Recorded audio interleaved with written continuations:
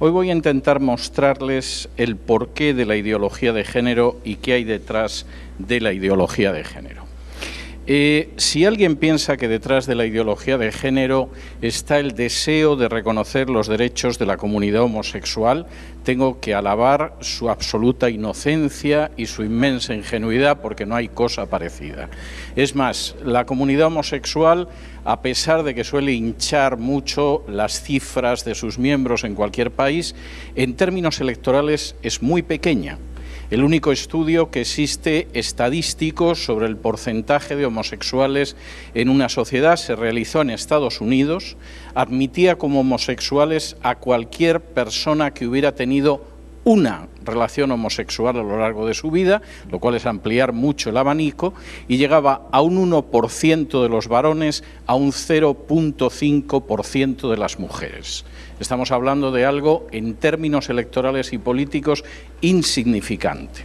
Traería más cuenta defender los derechos de los obesos o de los calvos, porque el porcentaje de la población es mayor. De manera que la razón que hay detrás de esto no es ni lejanamente que de pronto hemos descubierto que en la larga lucha por la defensa de los derechos humanos se nos habían quedado los homosexuales a un lado del camino. Tampoco es la izquierda la madre de la ideología de género y quien está impulsando la ideología de género. Hay un libro de Agustín Laje, que he visto fuera, que es un libro muy notable en el sentido de que estudia algunos de los ideólogos de la Escuela de Frankfurt que en un momento determinado pensaron en el nuevo proletariado, y por supuesto la tesis de Laje es que la izquierda es la madre, es lo que está detrás de la ideología de género.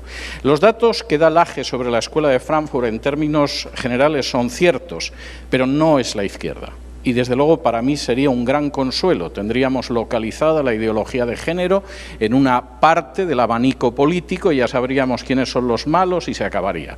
La verdad es que en estos momentos las tesis de la ideología de género las defiende la izquierda. En algunos países como España empezaron a entrar a través de la izquierda, han sido asumidos absolutamente por la derecha también, salvo algún pequeño sector de la derecha en algún país, pero, por ejemplo, algunas de las leyes más agresivas de ideología de género, en el caso de mi país de origen, en el caso de España, han sido aprobadas por gobiernos de centro-derecha, no por la izquierda. Y el matrimonio homosexual se ha implantado en Alemania con un gobierno de centro-derecha, no con los socialdemócratas en el poder. De manera que si alguien está pensando que aquí se trata solamente de saber lo mala que es la izquierda, debería de saber que la derecha no es mejor. Y además voy a ir todavía más lejos. Lo que está impulsando la ideología de género son poderes supranacionales que están por encima de los partidos.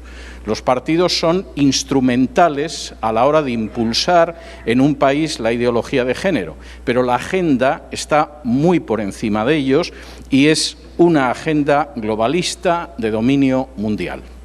Cuando hablo de una agenda globalista no estoy hablando de la globalización. La globalización tiene cosas maravillosas. Por ejemplo, en un momento determinado, Panamá produce cacao y lo pueden comprar en Italia. Y una persona que vive en el Brasil comprar aceite español. Y además podemos tener acceso a cultura y comunicación que son de otros países. En ese sentido, la globalización es maravillosa y ofrece enormes posibilidades. La agenda globalista es una amenaza y no está relacionada con un partido político específico o con un ala concreta de la actividad política. Está por encima de ellos. Permítanme darles solo algunos datos antes de entrar en los objetivos de esa agenda globalista.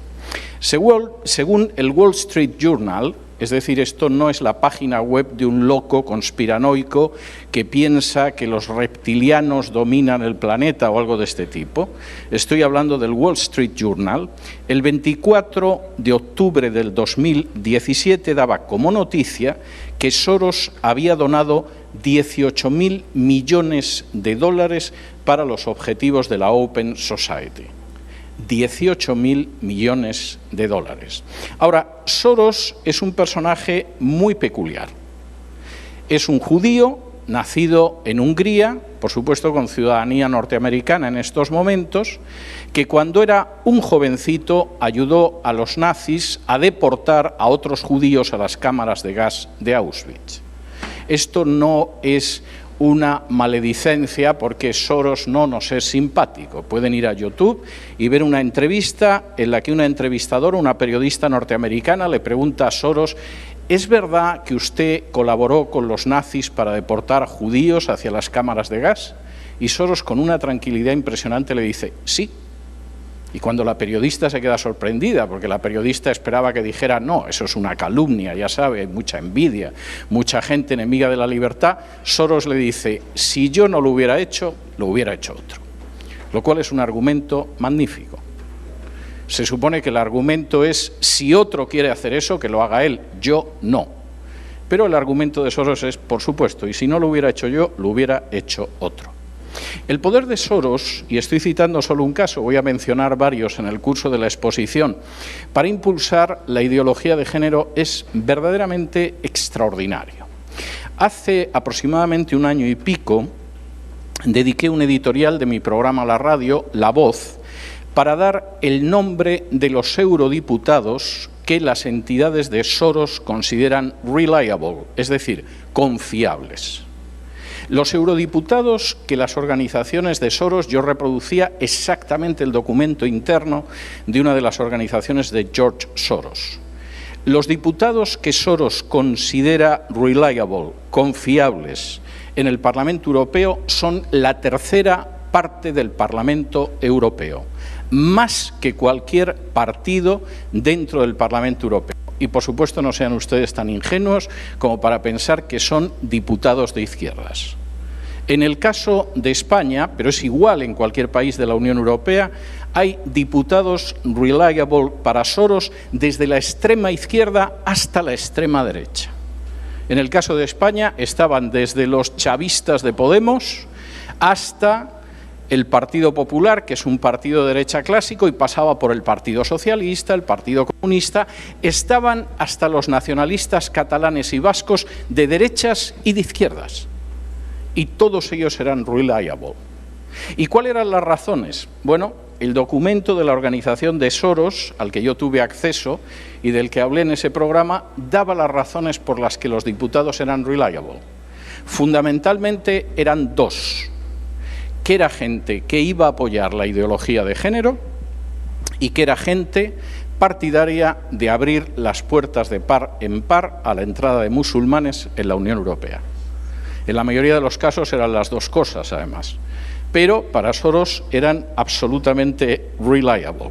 Y no hace falta que les diga a ustedes que Soros no milita en ningún partido político. Se ha manifestado cercano al Partido Demócrata de Estados Unidos, pero esto es indiferente y, por supuesto, esa agenda es una agenda supranacional y, por supuesto, es una agenda que va desde la extrema izquierda hasta la extrema derecha, con algunas excepciones, pero esto indica hasta qué punto la agenda globalista va mucho más allá. Por supuesto, la agenda globalista es sostenida también por la masonería.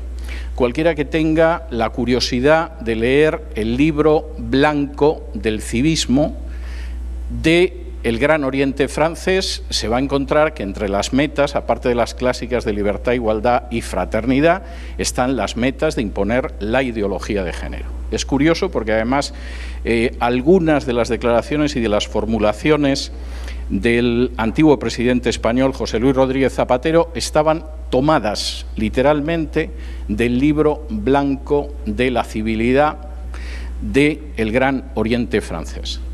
Esto a lo mejor es casualidad, ya saben ustedes, la vida está llena de casualidades, pero deberían ustedes recordar también lo que decía el antiguo presidente norteamericano Franklin Delano Roosevelt. En política, la casualidad no existe, y cuando existe, ha sido cuidadosamente preparada. Y esto sigue siendo real, incluso en el caso de la ideología de género.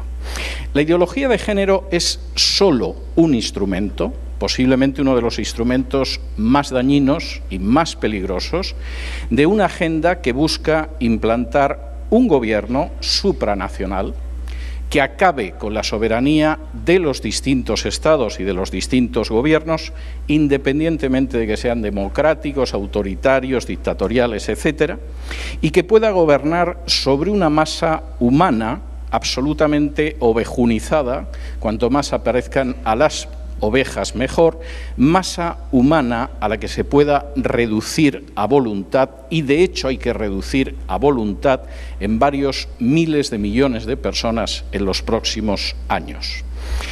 Estamos en medio de una lucha por el poder global. Y, por supuesto, esa noticia va a ser muy raro que se la den los medios de comunicación, porque esa agenda es muchísimo más ambiciosa de cualquier imperio anterior. Es mucho más ambiciosa que el imperio de Alejandro, que el imperio romano, que el imperio español, que el británico, que el soviético e incluso que el norteamericano. Y, por supuesto, pretende extenderse hasta el último punto del globo y hasta la última persona del planeta. Y, de nuevo, por si alguien tiene la idea de que simplemente estoy delirando a estas horas de la noche, permítanme que les lea un fragmento de las memorias de David Rockefeller. Las memorias de David Rockefeller son un volumen de casi 1000 páginas, son bastante aburridas en términos generales, pero de vez en cuando Rockefeller tiene un destello que hace que merezca la pena haberse leído las casi 900 páginas de sus memorias. Y concretamente, en la página 405, David Rockefeller dice lo siguiente: algunos creen que nosotros, en referencia a la familia Rockefeller, somos parte de una cábala secreta que trabaja contra los mejores intereses de los Estados Unidos y caracterizan a mi familia y a mí como a internacionalistas y como gente que conspira con otros alrededor del mundo para construir una estructura global, política y económica más integrada. Un mundo, si ustedes quieren. Si esa es la acusación, me declaro culpable y estoy orgulloso de ello. De manera que no piensen que estoy delirando, porque después de un día de conferencia tras conferencia ya uno a saber lo que puede decir cuando se sube aquí.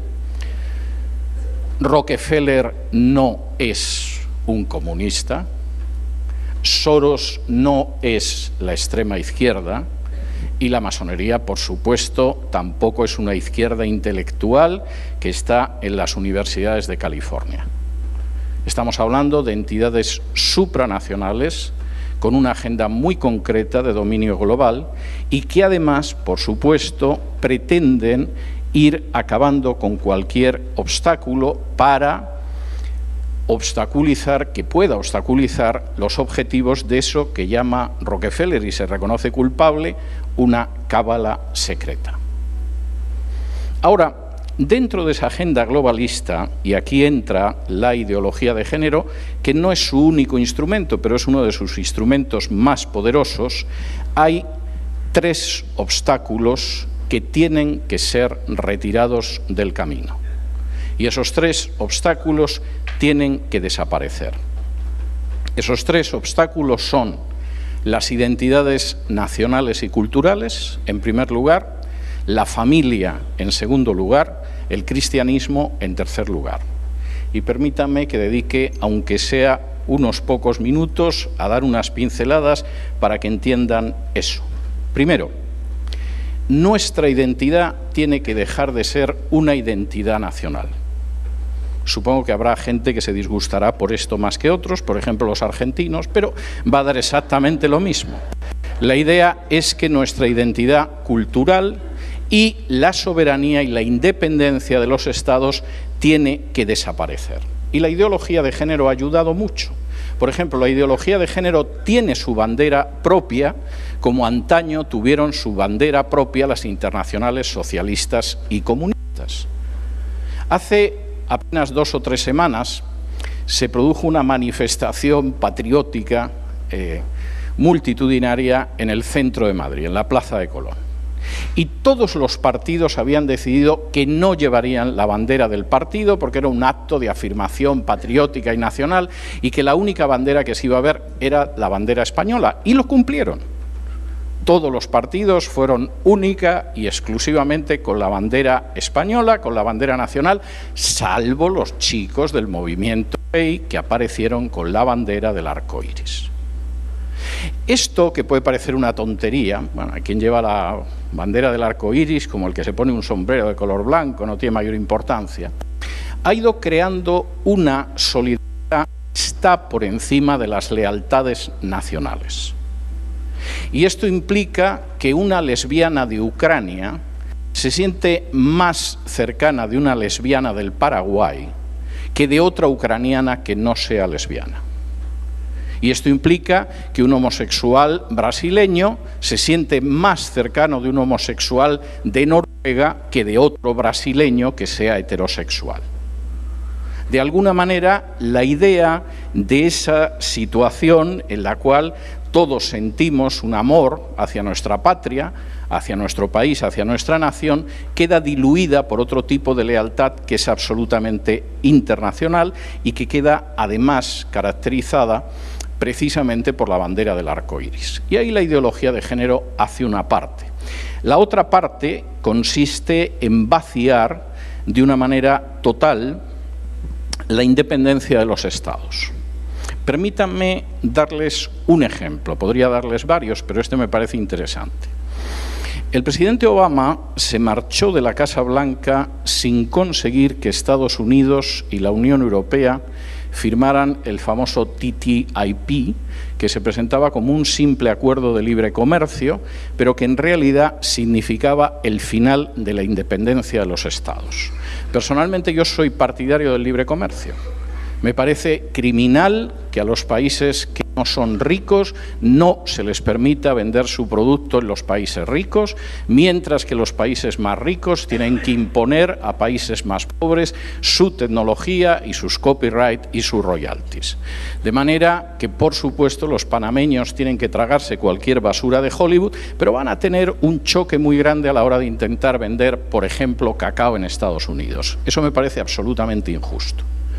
Pero el tratado, y en ese sentido soy absolutamente partidario del libre comercio, pero este tratado no era un tratado de libre comercio y de hecho acabó fracasando porque algunos estados de la Unión Europea se asustaron. Por ejemplo, el tratado pretendía que no existiera ningún tipo de vigilancia médica sobre las grandes transnacionales de los medicamentos. Teniendo en cuenta que aproximadamente en Europa se prohíben 200 medicamentos por cada 20 que se prohíben en Estados Unidos, se utiliza un sistema de control de medicamentos distinto. En Estados Unidos tú lanzas el medicamento a la calle y si luego se te muere alguien, puedes ir preparando a lo que te puede suceder en un tribunal, pero tú de entrada lo lanzas. En Europa tienes que probar ese medicamento previamente y eso significa que hay medicamentos que se pueden comprar en un supermercado en Estados Unidos sin receta médica, simplemente los tomas de la estantería y los echas en el carrito del supermercado y que en Europa no se pueden comprar. Se considera que no son fiables. Sucede lo mismo con los alimentos. Yo consumo muy poca carne, no porque haya decidido hacerme vegetariano o admire a Mahatma Gandhi, sino porque buena parte de la carne que se vende en Estados Unidos, desde el punto de vista de la Unión Europea, no es apta para consumo humano. Y el TTIP ya nos decía, a los que todavía fueran europeos, que desde luego lo que eran los alimentos y las medicinas, que se olvidaran de lo que sus gobiernos quisieran proteger a los ciudadanos. Pero lo peor no era eso. Lo peor es que el TTIP establecía que si se producía una discusión entre una transnacional y un gobierno, por ejemplo, el gobierno de Bélgica o el gobierno de Francia o el gobierno de Alemania, tenía un problema con una transnacional, eso no se podía decidir en los tribunales, sino que tenía que decidirlo un comité de mediación que nombraba la transnacional, que es algo maravilloso. Si yo tengo un problema con Pedro Tarquis, no vamos a los tribunales. Yo nombro un comité de mediación y ya veremos a ver quién de los dos tiene razón. De manera que en ese sentido la idea de acabar con lo que es la soberanía de los Estados está enormemente avanzada. Yo no soy contrario a las organizaciones internacionales, creo que hay algunas que son útiles, creo en sus finalidades, etcétera, pero la agenda globalista va detrás de acabar con las identidades. No solo eso, va detrás de acabar con las poblaciones. En estos momentos, el planeta tiene aproximadamente, persona arriba, persona abajo, 7.300 millones de habitantes. Para el año 2030, los que lleguen serán 8.500 y para el año 2050 serán 9.700 millones de habitantes. Y la solución de la agenda globalista es matarlos. No sabemos si van a seguir utilizando la guerra, que es algo muy sanguinario y muy visible, sobre todo si perteneces a ciertos países. Si vives en el Congo y te quieren quitar el coltán, mueren más de 4 millones de personas y no aparece en un solo medio de comunicación, controlados como están también solamente por 8 multinacionales, pero de momento el aborto no es una conquista. No es un derecho de la mujer, aunque nos lo vendan. Es simplemente un instrumento de exterminio masivo. Permítanme darles algunos datos para que se den cuenta de la inmensa matanza en masa que significa las leyes del aborto. Desde el año en que se aprobó la sentencia famosa del Tribunal Supremo en Estados Unidos, de Roe versus Wade, que permitía la práctica del aborto, en Estados Unidos han sido exterminados 60 millones de niños, más de 10 veces todos los judíos que murieron durante el Holocausto. De esos 60 millones de niños, 18 millones han sido niños negros, el triple, más del triple de todos los judíos que murieron en el Holocausto. Y cada vez que veo a los de Black Lives Matter, es decir, las vidas negras importan, saliendo a la calle porque un policía disparó a un negro, y es posible que tengan razón al salir a la calle para eso, me pregunto qué tipo de Black Lives importan en Estados Unidos. Porque parece que solo importan cuando de pronto un policía disparó sobre un negro. Pero cuando las clínicas abortistas han asesinado a 18 millones de negros en Estados Unidos, nadie piensa que esas vidas negras importan. El aborto no es una cuestión en absoluto de poca importancia. Desde 1970, Planned Parenthood, basándose además en lo progresivo que es pensar que la mujer tiene derecho sobre su cuerpo y bla, bla, bla, ha perpetrado en Estados Unidos más de 7,5 millones de abortos. Eso es más de la población de muchos de los países de Hispanoamérica. Y desde 1980, este planeta en el que vivimos ha abortado a más de 1.400 millones de niños. Es la cifra de toda la población de China. Y, por supuesto, con 1.400 millones de niños menos, seguramente los que impulsan la agenda globalista se sienten felices, aunque si consiguieran que en vez de 1.400 fueran 3.000, porque finalmente Hispanoamérica se uniera al inmenso baño de sangre del aborto, se sentirían mucho más felices. Por cierto, tan solo en lo que va de año se han abortado más de 3 millones de niños. Son cifras verdaderamente espectaculares. Y, por cierto, tengo que decirles que las legislaciones cada vez son más laxas y tolerantes. En Estados Unidos, el Estado de Nueva York aprobó hace apenas unas semanas que hasta justo el momento en el que salga el cuerpo del niño del claustro materno se le pueda dar muerte. Y, por supuesto, la gran batalla es que toda Hispanoamérica se sume a la legislación abortista y consigamos reducir la población hasta un nivel que nos resulte aceptable a aquellos que queremos controlar el mundo. Hace apenas unos meses, de manera sorpresiva, se estrenó en Estados Unidos una película que se titula Gosnell, el mayor asesino en serie de la historia. El doctor Gosnell era un médico que practicaba abortos y en un momento determinado tuvo la mala suerte de que una de las pacientes a las que atendía se murió, empezó una investigación y descubrieron que el doctor Gosnell no respetaba las 24 semanas de máximo para practicar un aborto, sino que practicaba abortos en cualquier momento de la gestación. No solamente eso, empezaba a utilizar una serie de medidas abortistas que eran verdaderamente escalofriantes. Por ejemplo, a veces el niño salía vivo a pesar del aborto y entonces el doctor Gosnell, con una enorme tranquilidad, echaba mano de unas tijeras y le cortaba la columna vertebral justo por debajo de la base del cráneo. Y aquello ya se salía de las 24 semanas y con enorme dificultad 2 policías consiguieron convencer al fiscal de que no era una cuestión de que discutieran el derecho del aborto, sino que se habían producido homicidios de acuerdo con la ley del Estado y por lo tanto había que procesar al doctor Gosnell. Y el doctor Gosnell estaba tan orgulloso de lo que hacía que, por supuesto, fue a juicio convencido de que lo absolvería. En una de las secuencias más escalofriantes de la película, el fiscal lleva como perito, como especialista, a una doctora que practica abortos y que, por supuesto, le parece que lo que el doctor Gosnell hace es absolutamente intolerable. Pasarse de las 24 semanas en que todavía se puede practicar legalmente un aborto es intolerable.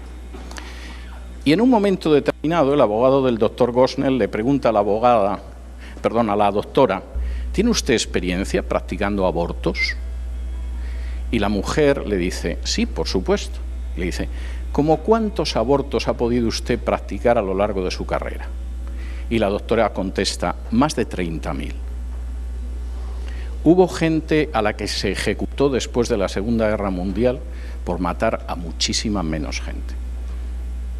Y en un momento determinado el abogado le dice, ¿usted considera que es intolerable que un niño que ya ha salido vivo, porque intentaron abortarle, pero la criatura salió viva, en ese momento le corten con unas tijeras la columna vertebral en la base del cuello y lo maten? Y la doctora dice, sí, eso es inhumano.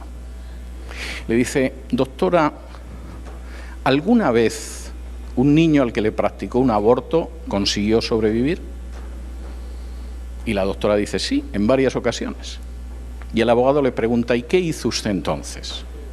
Dice, bueno, lo colocamos encima de una mantita para que estuviera cómodo y muriera.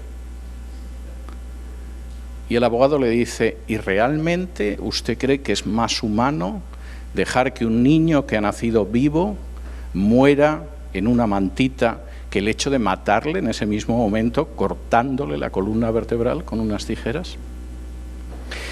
La película causó una sensación tal en Estados Unidos. ¿Quién demonios ha podido hacer una película tan retrógrada, tan fanática y tan religiosa?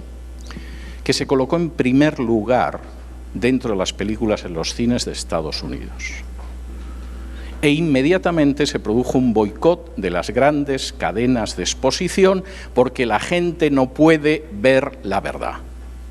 Y no puede ver que una doctora civilizada, guapa, bien vestida y que seguramente llevaría perfume, ha matado a más de 30.000 seres humanos a sangre fría. Y por supuesto en la película se repite varias veces, esto no tiene que ver con el aborto, que como ironía no está nada mal. Es más, estoy convencido de que el guionista hace que los protagonistas repitan continuamente esto no tiene nada que ver con el aborto, porque evidentemente, claro que tiene que ver con el aborto. La ideología de género no solo es que sea perversa, asesina en masa, es genocida. Y en estos momentos uno de sus objetivos es que a ese genocidio se una esta parte del mundo que es Hispanoamérica. Voy a ir todavía más lejos. Aquí no solamente hay un intento de exterminio masivo, hay además un intento de destruir el vínculo más natural que existe en la creación, que es la relación entre una madre y un hijo. Permítanme contarles una experiencia. En el año 2016, durante varios años, 5 o 6 años, cuando yo dirigía programas de radio en España, todos los años hacía un par de programas en Israel. Y entonces viajaba a Israel con mi equipo y cambiaba la estructura del programa de 4 horas y entonces entrevistaba durante el primer día a gente que tenía que ver con el Israel histórico y traíamos arqueólogos, cosas de este tipo, y el segundo día era gente que tenía que ver con el Israel actual. Y el último año que hice este tipo de programas, que fue en el 2016, un amigo mío de la Embajada de Israel en Madrid me recomendó una persona que era un médico que era provida. Y yo dije, bueno, me parece muy bien, vamos a llevar a un médico provida al programa.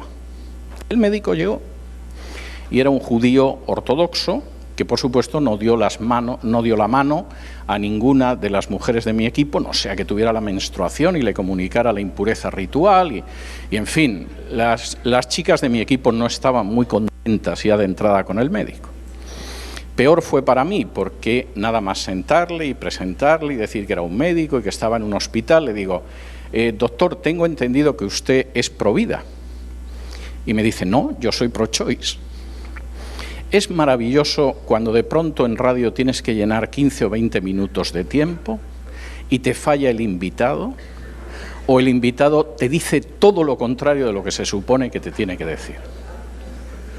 En esos momentos dudas entre empezar a contar chistes para cubrir el tiempo y no sabes si cortarte las venas o dejártelas largas, pero verdaderamente es muy desagradable. De modo que intentas ver qué haces con un médico que se supone que es pro vida y te dice que es pro-choice. Y entonces le digo, bueno, ¿y cómo es que usted es favorable? Dice, mire, yo tengo muy claro que la decisión la tiene que tomar la mujer. Pero la experiencia médica de décadas me dice que si la mujer puede decidir libremente y con tiempo lo que hace, su naturaleza de mujer hace que tenga el niño. Claro, si al lado tiene al novio diciendo aborta, que no podemos tener un niño ahora porque esto impide nuestra carrera. O a los padres diciendo aborta, que todo el mundo va a notar que te has quedado embarazada del novio. O al marido diciendo no podemos alimentar una boca más en casa. O a la amiga feminista diciendo tú tienes derecho sobre tu cuerpo y quítate eso que ni siquiera es un ser humano. Sí, es posible que la mujer aborte. Pero mi experiencia es que si uno deja a la mujer a solas con lo que lleva en su vientre y esa mujer puede decidir en libertad y pensar tranquilamente, deciden tener el niño. A mí aquello me sonaba muy bien, pero siempre te queda un poco la duda, porque a saber lo que podría haber con esto. De modo que cuando yo regresé a Madrid después del viaje a Israel, llamé a una de las personas de la embajada y le dije, oye, mira, fue muy bien esta entrevista, se me quedó la duda de si lo que dice este médico es verdad. ¿Realmente las mujeres conservan al niño, deciden no abortar? ¿La voz de la maternidad es tan fuerte que al final esa criatura nace? Y entonces este hombre sonrió y me dijo, verás, hace unos años las mujeres que habían decidido tener a los hijos y no abortar, porque su médico había sido este doctor, decidieron hacerle un homenaje, ir con el niño que no habían abortado y celebrar que finalmente no habían abortado y habían tenido a la criatura. No, fueron muchas. Llenamos un estadio y estaban apretadas. Posiblemente aquel hombre había salvado tantas vidas como la mujer que aparecía en la película de Gosnell había destruido. Y la diferencia era simplemente que aquel hombre pensaba que la naturaleza humana es la que es. Y la naturaleza humana no quiere destruir la vida que lleva en su seno. Quiere que esa vida llegue hasta el final y nazca. Y si damos la oportunidad para que sea así, por supuesto va a ser así. El problema es que la ideología de género está enormemente interesada en el hecho de que no pueda ser así. No solamente es asesina en el terreno del aborto. Por ejemplo, en Europa cada vez se están aprobando más leyes de eutanasia. Y es fácil manipular a la población con la idea de ¿para qué se va a morir usted sufriendo? O sea, le vamos a ayudar a que se vaya tranquila y dulcemente de este mundo. Bueno, esto duró muchos años, pero hace aproximadamente una década descubrimos un médico que tenía un equipo en un hospital de Madrid que mataba a la gente según un sistema de puntos. La gente entraba en el hospital, si tenía más de 70 años eran X puntos, si tenía una enfermedad crónica eran los X puntos, iba sumando puntos y si pasaba de cierto número de puntos, lo sedaba y lo mataba. Y lo estuvo haciendo durante años.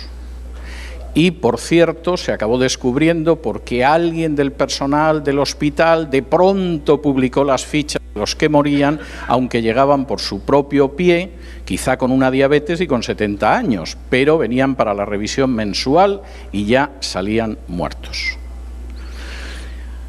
Publicar esto no fue fácil, porque había un sector de los políticos que apoyaban al médico. Por cierto, a él y a su equipo los llamaban en el hospital Sendero Luminoso, lo cual ya es bastante significativo. Era el nombre del grupo terrorista que asoló Perú durante décadas. Y el médico inició un procedimiento legal contra mí. Tuve mi vivienda embargada durante 5 años. Gracias a Dios no necesité venderla para nada, ni cosa por el estilo, porque hubiera sido algo terrible. Pero el apartamento en el que yo vivía en Madrid estuvo embargado durante 5 años por el juzgado, hasta que la Administración de Justicia española me dio la razón 2 veces seguida, y no voy a decir lo que dijo el médico en público porque no se puede reproducir y además aquí hay muchas damas. Pero en cualquiera de los casos, la legislación de la eutanasia es algo creciente. Hemos empezado a evitar que nazcan, vamos a ir vaciando el planeta de gente con más velocidad. Y quisiera decir que este tipo de legislación, insisto en ello, no es que venga de la izquierda o de cualquier tipo de grupo político, es una legislación que impone el Banco Mundial, el Fondo Monetario Internacional o distintas agencias de la Organización de Naciones Unidas, poderes totalmente supranacionales. Y para ello se utiliza la debilidad de los países. Si el país está en una situación en la que necesita renovar créditos o necesita pagar su inmensa deuda, muchas veces fruto de la corrupción de sus políticos, los organismos internacionales están dispuestos generosamente a renovar la deuda a cambio de que acepte el aborto o la eutanasia o el matrimonio homosexual. Y esto explica que, por ejemplo, Cristina Fernández de Kirchner un día se levantara por la mañana y dijera: «Che, si no tenemos matrimonio homosexual». No, lo que tenían era una deuda y un agujero financiero terrible. Y el precio de la renovación fue admitir el matrimonio homosexual. Y de pronto, cuando llega otro presidente que se llama Macri, que no tiene la menor referencia al aborto en su programa electoral, pero que tiene una situación económica que no sabe o no quiere o no puede manejar, de pronto resulta que le dicen: bueno, algo podemos hacer con la deuda que tiene, presidente Macri. Pero ¿se ha dado cuenta de que la Argentina es un país enormemente atrasado, donde no existe el reconocimiento de los derechos de salud reproductiva de la mujer? En otras palabras, no está legalizado el aborto. Y de pronto en Argentina descubren que desean el aborto más que beber mate. La soberanía nacional, la soberanía de los estados, se ve terriblemente amenazada, por supuesto por la agenda globalista, pero también por la ideología de género. Y aunque solo fuera por patriotismo, por amor al país, por el deseo de conservar la independencia y la soberanía de una nación, hay que enfrentarse con la ideología de género. El segundo obstáculo es la familia. Les he hecho referencia antes al aborto, a la eutanasia, al matrimonio homosexual, etcétera, etcétera. No son los únicos elementos con los que se ataca a la familia, porque la familia es un enemigo molesto. La familia aguanta revoluciones, aguanta guerras, aunque sean mundiales, aguanta depresiones económicas, aquí aguanta el desplome de la bolsa. De pronto, en medio de las peores situaciones, cuando el Estado desaparece, la única trinchera que queda, incluso para no creyentes, es una institución creada por Dios, que es la familia. Y no vamos a tolerar la existencia de la familia. No queremos una sociedad que se pueda mantener y proteger dentro de la familia. No deseamos individuos que reciban cobertura y protección dentro de la familia, y la familia es algo que vamos a destruir. En una de las entrevistas más interesantes que he visto en los últimos años, es una entrevista con Aaron Russo. A alguno a lo mejor no le sonará Aaron Russo o Russo, que era un director de cine en Hollywood y que además obtuvo premios. Aaron Russo comenta cómo tenía mucha amistad con miembros de la familia Rockefeller. Y un día, uno de los miembros de la familia Rockefeller, hablando con él, por cierto, tienen la entrevista en YouTube, la pueden ver luego en su habitación, merece la pena. Uno de los miembros de la familia Rockefeller le dice: el movimiento de liberación de la mujer lo impulsamos nosotros. Las dirigentes del movimiento feminista en Estados Unidos desde los años 60 las pagábamos nosotros. Las revistas feministas desde los años 60 estaban financiadas por mi familia, la familia Rockefeller. Y Aaron Russo, que era muy ingenuo y pensaba que el movimiento feminista lo que quería era defender a las mujeres y que tuvieran un salario igual, igualdad de oportunidades, le dice: ¿y qué interés podíais tener vosotros los Rockefeller en apoyar el feminismo? Y dice: es muy fácil. Si sacábamos a la mujer de casa, la familia no se sostenía. La educación de los niños pasaba al Estado y encima van a pagar más impuestos. Ahora, la hermana que me precedió en el uso de la palabra, Fátima, decía algo que es terrible, pero que es real. Se ha destruido la familia. Supuestamente determinada distribución de los roles hace que la familia vaya a tener quizá más bienes de consumo, en apariencia va a haber más ingresos, etcétera. Bueno, primero, eso no siempre es así, pero segundo, lo que es evidente es que el efecto que eso tiene sobre la familia es terrible. Nunca, nunca, ninguna sociedad del mundo va a agradecer lo suficiente a las madres el papel que han tenido en la socialización de sus hijos. Y nunca ninguna sociedad del mundo se va a dar cuenta del dinero que ha ahorrado en prisiones, en policías y en jueces simplemente por la labor de las madres socializando a sus hijos.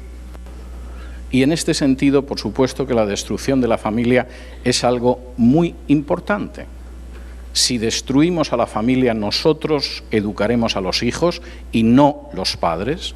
Los educaremos en los valores que nosotros queramos y no en los que ellos quieran. Y, por supuesto, además, nadie va a tener un lugar hacia el que mirar en medio de una dictadura planetaria, porque no existirá una familia en la que refugiarse. De modo que la ideología de género tiene un papel instrumental importante. Acabemos con los estados, acabemos con los gobiernos, aunque haya elecciones cada 4, 5 o 6 años, da igual, no van a poder tomar ninguna decisión que sea importante. Acabemos con la familia y ahora acabemos con el cristianismo. Voy a comentar algo que me parece enormemente importante al hablar de cómo esa agenda globalista, y aquí la ideología de género tiene un papel enorme, busca acabar con el cristianismo. Yo no tengo la menor duda, creo que es uno de los versículos sobre los que más he predicado posiblemente en los últimos 20 años, ese versículo de la segunda carta de Timoteo que afirma que todos aquellos que vivan piadosamente en Cristo Jesús padecerán persecución. Pero al mismo tiempo creo que no todos los que padecen persecución es porque han vivido piadosamente en Cristo Jesús. Y deberíamos ser enormemente prudentes y sabios a la hora de ver esto. La Biblia habla en muchísimas ocasiones de la persecución. Yo sé que aquella gente que le encanta decir que te conviertes y el mundo va a ser un camino de rosas, pues hombre, este tipo de versículos y de enseñanzas de la Biblia los elude. La Biblia dice que si quieres seguir a Jesús tienes que negarte a ti mismo, tomar tu cruz y seguirle. Bueno, cambiemos la cruz por un Maserati, un Ferrari o un Mercedes y seguramente hay gente que estaría de acuerdo. Pero la Biblia habla de persecución y hay libros escritos en el contexto de la persecución. Y si me acompañaran ustedes a la primera carta de Pedro, que es una carta escrita aproximadamente en el año 64, cuando se desencadenó la primera gran persecución contra el cristianismo. Había habido episodios de persecución, algunos sangrientos y cruentos en los años anteriores, pero en el 64 la cosa fue más seria. Esto no era el Sanedrín matando a Esteban, esto no era un funcionario romano que se calentaba y azotaba a Pablo, esto era una persecución del imperio de manera masiva. Y en la primera carta de Pedro, capítulo 4, y versículos del 14 en adelante, dice así: si sois vituperados por el nombre de Cristo, sois bienaventurados, porque el glorioso Espíritu de Dios reposa sobre vosotros. Ciertamente de parte de ellos Él es blasfemado, pero por vosotros es glorificado. Así que ninguno de vosotros padezca como homicida, o ladrón, o malhechor, o por entremeterse en lo ajeno. Pero si alguno padece como cristiano, no se avergüence, sino glorifique a Dios por ello. Porque es tiempo de que el juicio comience por la casa de Dios. Y si primero comienza por nosotros, ¿cuál será el fin de aquellos que no obedecen al Evangelio de Dios? Años 64-65 después de Cristo, primera gran persecución, es el imperio enfrente. Y Pedro dice, bueno, vamos a ver, seamos sabios y seamos equilibrados. Puede que nos insulten y nos persigan, pero que sea por el nombre de Cristo. Si alguno es un cristiano y es un homicida, un ladrón, un malhechor, se mete en lo ajeno y padece, está padeciendo con bastante justicia. Y por cierto, recordad que el juicio siempre empieza por la casa de Dios antes de extenderse a otros lugares. En el año 1949, el Partido Comunista llegó al poder en China. Y como eran bastante inteligentes y no querían provocar una reacción contraria internacional, durante prácticamente 2 años no tocaron las iglesias. Y además, incluso el gobierno era un gobierno de coalición, aparte del Partido Comunista y de Mao, había gente de otros partidos, otros movimientos sociales, en fin. La idea era que la revolución era muy abierta y muy liberal, y no solamente era comunista, sino sobre todo patriota. Pero al cabo de un par de años, el Partido Comunista había ido echando a todo el mundo y fue a por los cristianos. En algunos casos, las acusaciones que se formulaban contra ellos eran absolutamente calumniosas. Era gente supuestamente antipatriota, gente que pertenecía a las oligarquías chinas, etcétera, etcétera. Eso era falso. Pero hubo casos en que incluso pastores muy conocidos, efectivamente se descubrió que eran deshonestos con el dinero, que no habían tenido la menor honestidad con mujeres de su congregación. Y, por supuesto, el Partido Comunista Chino lo pudo utilizar para justificar la persecución, porque lo que estaba haciendo era librando a China de indeseables. El juicio comienza por la casa de Dios y deberíamos ser muy prudentes cuando de pronto se producen situaciones en las que efectivamente aparecen casos de pecado y cerramos filas para defender lo que no deberíamos defender. Lo que contaba la hermana Fátima en la exposición anterior es un ejemplo muy claro de lo que yo quiero decir. Si de pronto un pastor es acusado, por ejemplo, de que ha cometido abusos sexuales o de otro tipo con otras personas, nuestro interés no es cerrar filas, es aclarar la verdad. Y si en un momento determinado efectivamente esa persona ha incurrido en esa situación o en otras, la muestra de amor no es decir, no te preocupes, puede ser un delincuente y un canalla, pero nosotros te protegemos. No, esa es la conducta de la mafia. Y esa es la conducta de la Iglesia Católica con los criminales sexuales. No puede ser la conducta del pueblo de Dios. Y la muestra verdadera de amor en un caso así es ir a esa persona y decirle, mira, estás en esta situación. Y lo único que puedes hacer es arrepentirte y reparar lo que has hecho. Y no solo por tu bien espiritual, sino por el testimonio del pueblo de Dios y sobre todo por la gloria del Señor. Y esa es la postura de amor y esa es la conducta correcta. De manera que sí, hay una persecución terrible y seguramente se va a agudizar, pero seamos sabios a la hora de enfrentar estas situaciones. Una persona que ha abusado de un niño, una persona que está involucrada en tratos deshonestos, una persona que escoge las directoras del coro porque después se las lleva a la cama, una persona que tiene relación con cárteles de la droga, no es una persona detrás de la que vamos a cerrar filas. Vamos a esclarecer la verdad de los hechos y si efectivamente ese pecado es real, vamos a tener que decirle, hermano, tienes que arrepentirte y ver cómo reparas el mal que has causado. Y en primer lugar, por ti. Y después por el testimonio del pueblo de Dios. Y después por la gloria de Cristo. Ahora, dicho esto, tengo que decirles a ustedes que en estos momentos, y esto no es casualidad, hay 215 millones de cristianos como mínimo en todo el mundo que padecen persecución.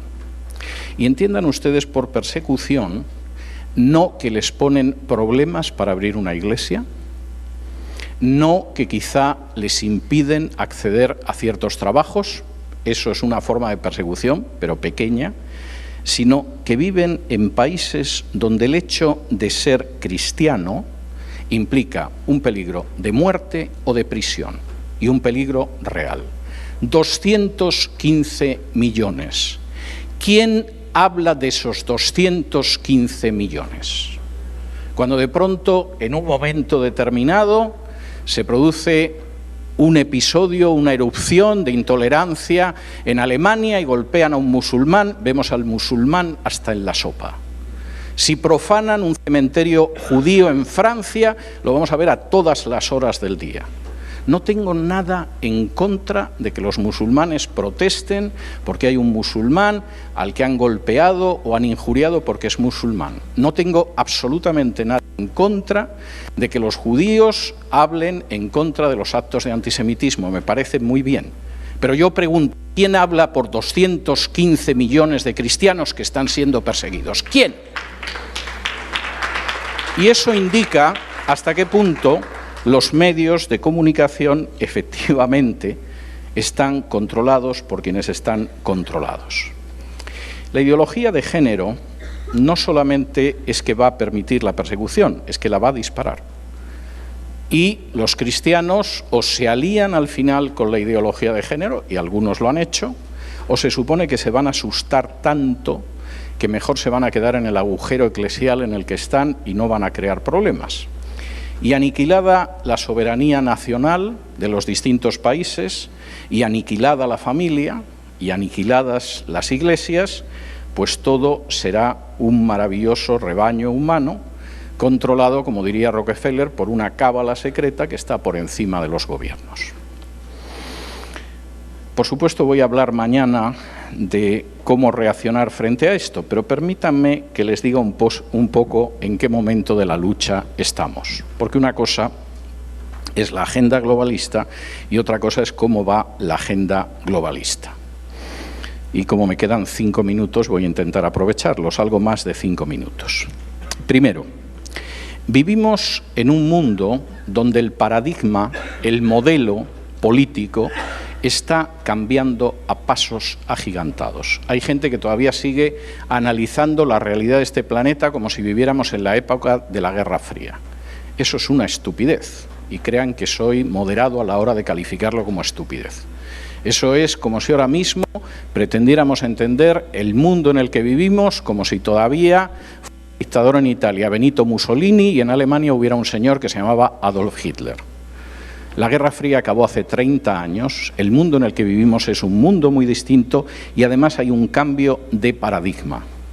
Y el cambio de paradigma significa que millones de personas en todo el mundo están muy cansadas del sistema en el que viven, están empezando a dejar de creer en él y, por supuesto, se preguntan lo que pueden llegar a hacer de una manera distinta.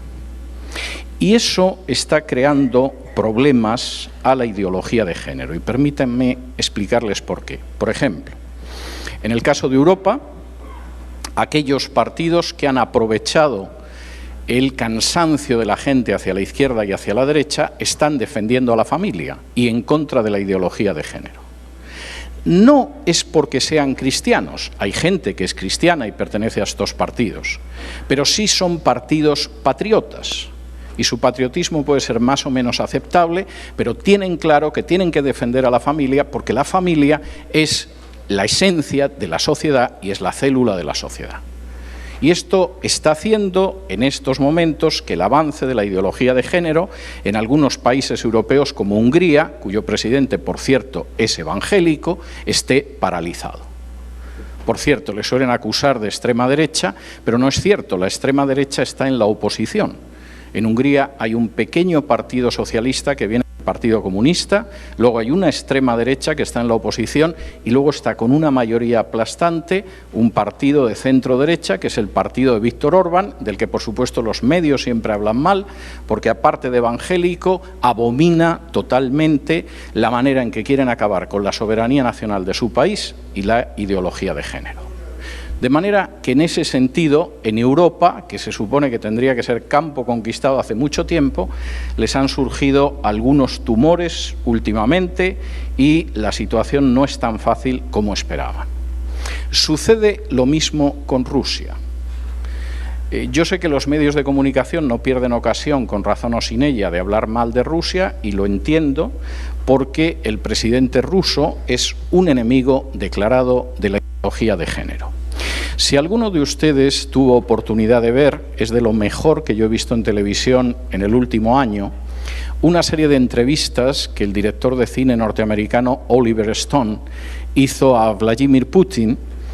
En una de ellas le pregunta por la ideología de género y le dice: oiga, ¿y ustedes por qué no tienen plena igualdad de homosexuales en Rusia? Y Putin le dice: no, eso no es cierto. Cualquier persona mayor de edad que quiera ser homosexual es libre de hacerlo en Rusia. No está castigado por la ley, no le van a perseguir, hay deportistas y artistas y cineastas que son homosexuales y nadie se mete con ellos. Pero nosotros creemos que la familia es la base de esta sociedad y no vamos a permitir la predicación del evangelio de la homosexualidad en las escuelas. Y eso está prohibido en Rusia. Cuando tengan 18 años, si de pronto una niña decide irse con otra muchacha o un jovencito con otro jovencito, es una cuestión suya. Pero nadie va a adoctrinar en la homosexualidad a los niños en las escuelas de Rusia. Como esta cuestión era una cuestión delicada, decidieron hacer que Putin quedara mal y hace unos años un grupo de lesbianas que se emplea bastante en este tipo de cometidos a nivel internacional y que se conocen como wet pussies. Para los que saben inglés ya saben la grosería del nombre y para los que no saben inglés no lo voy a traducir, pues decidieron en una acción provocadora a Moscú.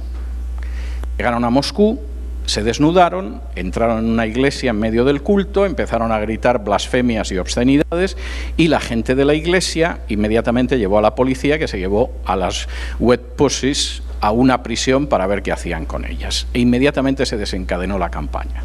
Rusia es un país homófobo, no permite la libertad, ¿cómo pueden perseguir a unas luchadoras de la libertad como las wet pussies?, etcétera, etcétera, etcétera. Al final, en Rusia decidieron que las deportaban y no les iban a aplicar la ley por profanar un culto, de modo que las subieron en un avión y las enviaron a Estados Unidos. Y en la escalerilla del avión las estaba esperando Hillary Clinton, porque eran unas luchadoras de la libertad. Rusia, al menos mientras gobierne Putin, va a ser un obstáculo para la ideología de género. ¿Y qué pasa con China? En el último foro de Davos, hace apenas unas semanas, apareció George Soros para contarnos que lo peor que hay en este mundo es China. No porque sea una dictadura, que yo estaría de acuerdo. No porque sea una dictadura del Partido Comunista, que yo también estaría de acuerdo. No porque las libertades estén muy disminuidas, que yo también estaría de acuerdo. No, China es el mayor peligro mundial porque es el país más grande que se opone a la ideología de género. Y, por supuesto, Soros lo dijo en Davos, donde nadie sabe qué demonios pinta Soros, pero da una idea de hasta qué punto Soros puede influir en la situación supranacional. ¿Qué pasa en China con la ideología de género? Los chinos tienen como una herida nacional las dos guerras del opio a mediados del siglo XIX, en las que Gran Bretaña, como quería apoderarse de la seda, de los bronces, de la porcelana, del té chino, y los chinos le dijeron: no se lo vamos a vender porque ustedes los ingleses no tienen nada que nos interese. Los ingleses decidieron que entonces iban a meter la droga en China y ya verías tú si tenían interés en la droga. Y mandaron sus cañoneras y empezaron a meter el opio, y los chinos intentaron resistir, pero no podían resistir frente a la primera marina del mundo. Y además los británicos se quedaron con puertos chinos como Hong Kong, y los chinos recuerdan todavía esto. Tú les mencionas a los chinos a Gran Bretaña y... Bueno, de los argentinos y las Malvinas no es nada comparado con la reacción que se produce en los chinos. Y los chinos dicen algo muy curioso sobre la ideología de género. Hace un siglo y medio, este país lo envenenaron con una droga que era el opio. China no se va a dejar ahora envenenar con un nuevo veneno que es la ideología de género. De manera que 1.400 millones de chinos van a resistir a la ideología de género. Por cierto, tengo que decirles que no menos de 140 millones de chinos son evangélicos y que en la próxima década, que está ahí al lado, el primer país del mundo en número de evangélicos ya no será Estados Unidos, sino que será China, a pesar de la persecución. Y entonces, ¿dónde se libra la gran batalla? Se libra aquí, en Hispanoamérica. En estos momentos, Hispanoamérica es el campo de batalla donde se va a decidir si la ideología de género se puede imponer o no. Y, por cierto, Soros ya ha hecho comentarios públicos y explícitos en el sentido de que está muy irritado porque lo que tendría que haberse impuesto en Hispanoamérica hace un par de años, esa raza inferior que vive al sur del Río Grande, pues no entiende la maravilla que es la ideología de género y está resistiendo. Y, por supuesto, hay un intento económico y político mucho más fuerte. Intento económico y político tan fuerte que una dictadura como la cubana, que encarceló a homosexuales en campos de concentración, tiene a la hija de Raúl Castro convertida en la gran princesa de la ideología de género de la isla. Es decir, el régimen de Cuba puede ser perverso, pero nunca ha sido estúpido. Y sabe hacia dónde soplan los vientos. Ya ha llegado a la conclusión de que si los vientos van hacia el lesbianismo, encaminamos la isla hacia el lesbianismo. El futuro de lo que va a pasar con la ideología de género se decide en Hispanoamérica. Fíjense, no solamente se decide en Hispanoamérica. Si las naciones van a seguir conservando su soberanía nacional, se va a decidir aquí en Hispanoamérica. Si va a haber un futuro para sus países real, en libertad, se decide aquí en Hispanoamérica. Y si en un momento determinado vamos a poder educar a nuestros hijos de acuerdo a la palabra de Dios, se va a decidir aquí en Hispanoamérica. Voy a hablar de cómo va a ser esto, pero permítanme que les cuente una historia para concluir. Y por si alguien está un tanto asustado después de oír el dinero que se gasta Soros y cómo al final a un país lo pueden presionar porque tiene una deuda elevada para que acepte el aborto o acepte el matrimonio homosexual o cualquier otro de los puntos de la agenda globalista. En el siglo XVIII, a finales del siglo XVIII, había algunos puntos de la costa inglesa que tenían una especial industria que no era el turismo. Eran puntos en los que no existían faros que pudieran iluminar a los barcos y, por lo tanto, era bastante común que los barcos naufragaran en ciertos puntos de la costa. En lugar de acoger a los pobres náufragos en su desgracia, en algunos puntos de la costa había pueblecitos que habían convertido en su industria local el asaltar aquellos barcos y matar a los náufragos. De manera que si uno iba en uno de estos barcos y conocía más o menos el punto de la costa inglesa, pues podía darse por muerto. Que efectivamente lo más seguro es que le abrieran la cabeza y saquearan todo lo que había en el barco. En uno de estos naufragios, uno de los náufragos consiguió, nadando con enorme dificultad, llegar hasta un escollo. Y por supuesto se aferró al escollo, se subió al escollo y ahí se quedó sentado, porque sabía que si se movía del escollo y llegaba a la playa, seguramente su suerte iba a ser peor. En un momento determinado, al día siguiente, cuando ya había pasado el temporal, la marina del rey de Inglaterra empezó a buscar a los náufragos y encontró al pobre náufrago que estaba situado en aquel escollo, aguantando empapado de agua. Y el oficial que llevaba la chalupa, la barca para recogerlo, le dijo: bueno, de la que se ha librado usted, la tormenta que ha habido, se habrá pasado usted la noche temblando. Y el hombre le dijo: sí, yo no paré de temblar, pero la roca en la que estaba aferrado no tembló ni un solo instante. Nosotros podemos temblar en algunos momentos, pero la roca en la que nosotros nos aferramos no temblará jamás.